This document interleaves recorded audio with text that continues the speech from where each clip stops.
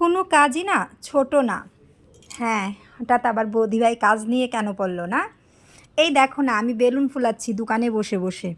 এটা কিন্তু শখের বশে বা কোনো অন্য উদ্দেশ্যে বেলুনগুলো ফুলাচ্ছিলাম না।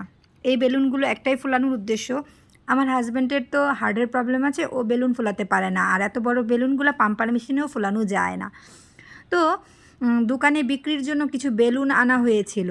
লাস্ট পর্যন্ত আমি কিন্তু এখন বেলুন আলি হয়ে গেছি গো, বেলুন বিক্রি করি। সেটাই, ওই যে বললাম কোনো কাজই ছোট না। তো ও যেহেতু বেলুনগুলো ফুলাতে পারছিল না, তো আমার হাতে দিচ্ছিল যে বেলুনগুলো ফুলিয়ে দাও। তো আমি বেলুনগুলো ফুলে ওই দেখো একটার সাথে একটা জোর দিয়ে সুন্দর করে বাঁধছিলাম। আর এই বেলুনগুলো 10 টাকা করে পিসও বিক্রি হয় আমাদের দোকানে। আর পূজার সময় এই বেলুনগুলোর খুব চাহিদা থাকে, কারণ এটাই সবচেয়ে কম দামি জিনিস যে বাচ্চারা কান্নাকাটি করলে তাদের হাতে ধরিয়ে দেওয়া যায়। কী বলো, ঠিক বলিনি?